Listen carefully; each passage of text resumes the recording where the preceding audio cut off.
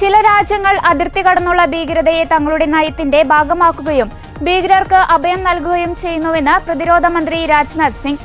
ചൈനയിൽ നടന്ന Shanghai corporation organisation പ്രതിരോധ മന്ത്രിമാരുടെ യോഗത്തിലാണ് പാകിസ്ഥാന്റെ പേര് പറയാതെയുള്ള രാജ്നാഥ് സിംഗിന്റെ വിമർശനം. ഇരട്ടത്താപ്പുകൾക്ക് സ്ഥാനമില്ലെന്നും അത്തരം രാജ്യങ്ങളെ വിമർശിക്കാൻ മടിക്കരുതെന്നും രാജ്നാഥ് സിംഗ് പറഞ്ഞു. അതിർത്തി കടന്നുള്ള ഭീകരാക്രമണങ്ങൾ തടയുന്നതിനും അതിർത്തി കടന്നുള്ള ഭീകരവാദ പ്രവർത്തനങ്ങളുടെ അടിസ്ഥാന സൗകര്യങ്ങൾ തകർക്കുന്നതിനും വേണ്ടി മെയ് 7-ന് ഇന്ത്യ ആരംഭിച്ച ആക്രമണ പരമ്പരയാണ് ഓപ്പറേഷൻ സിന്ദൂർ എന്ന് രാജ്നാഥ് സിംഗ് ഷാങ്ഹായിൽ വ്യക്തമാക്കി. അതിർത്തി കടന്നുള്ള ഭീകരതയെ ചില രാജ്യങ്ങൾ നയതന്ത്ര ഉപകരണമായി ഉപയോഗിക്കുകയും ഭീകരവാദികൾക്ക് അഭയം നൽകുകയും ചെയ്യുന്നുണ്ട്. അത്തരം ഇരട്ടത്താപ്പുകൾക്ക് ഒരു സ്ഥാനവും ഉണ്ടാകരുത്. അത്തരം രാജ്യങ്ങളെ വിമർശിക്കുവാൻ ACO മടിക്കരുതെന്നും അദ്ദേഹം പറഞ്ഞു.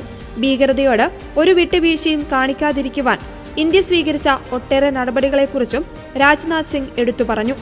ഭീകരതയുടെ പ്രഭവ കേന്ദ്രങ്ങൾ ഇനി സുരക്ഷിതമല്ലെന്ന് ഞങ്ങൾ തെളിയിച്ചിട്ടുണ്ടെന്നും അവരെ ലക്ഷ്യം വെക്കാൻ ഇനിയും മടിയില്ലെന്നും അദ്ദേഹം വ്യക്തമാക്കി. യുവാക്കൾക്കിടയിൽ ഭീകരവാദം വ്യാപിക്കുന്നത് തടയുവാൻ മുൻകൈയെടുക്കണം. ACOയുടെ RATS സംവിധാനം ഇക്കാര്യത്തിൽ പ്രധാന പങ്ക് വഹിച്ചിട്ടുണ്ടെന്നും അദ്ദേഹം വ്യക്തമാക്കി. ACO പ്രതിരോധ മന്ത്രിമാരുടെ യോഗത്തിൽ പങ്കെടുക്കുവാനായി ജൂൺ 27 വരെ ചൈനയിലെ ക്വിങ്ടാവോയിലാണ് പ്രതിരോധ മന്ത്രി രാജ്നാഥ് സിംഗ്.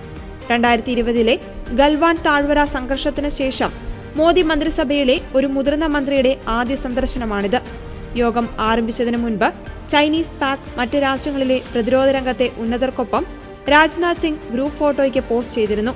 ചൈന, റഷ്യ എന്നീ രാജ്യങ്ങളിലെ പ്രതിനിധികളുമായി രാജ്നാഥ് സിംഗ് ഉഭയകക്ഷി ചർച്ചകൾ നടത്തും.